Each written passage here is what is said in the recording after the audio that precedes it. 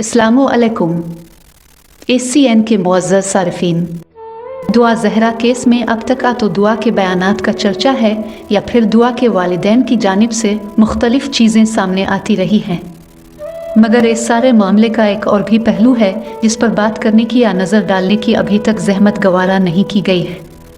जबकि अगर इस जानिब से मुस्बत इक़दामात किए जाते तो शायद दुआ ज़हरा का मामला इतना बढ़ता ही नहीं। जी हाँ, इस मामले को बढ़ाने में सबसे बड़ा किरदार जिसने इस सारे केस को उलझा कर रख दिया ज़हीर की वालिदा और उसके घर वालों का किरदार था।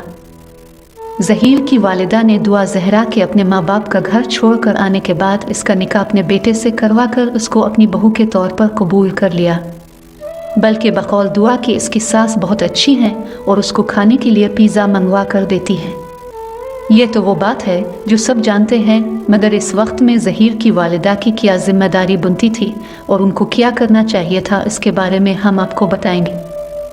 जब दुआ टैक्सी पर पंजाब यूनिवर्सिटी पहुंची और उसने वहां से कॉल करके ज़हीर को बुलवाया, तो इस वक्त ज़हीर के पास पैसे न थे। उसने टैक्सी के पैसों का इंतज़ाम किया और अपने बड़े भाई को, जो कि यूनिवर्सिटी में क्लर्क था, दुआ के बारे में बताया, जिसके बाद से ज़हीर के घर वालों का किरदार शुरू होता है, जो कुछ इस तरह से भी हो सकता था।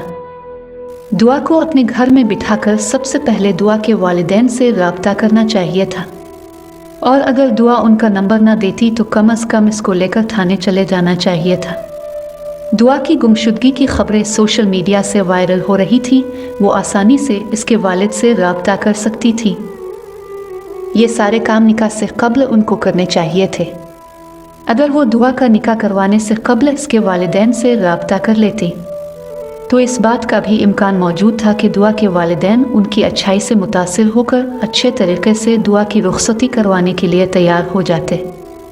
इससे इनकी इज्जत भी बच जाती और मामला इतना ना बढ़ता।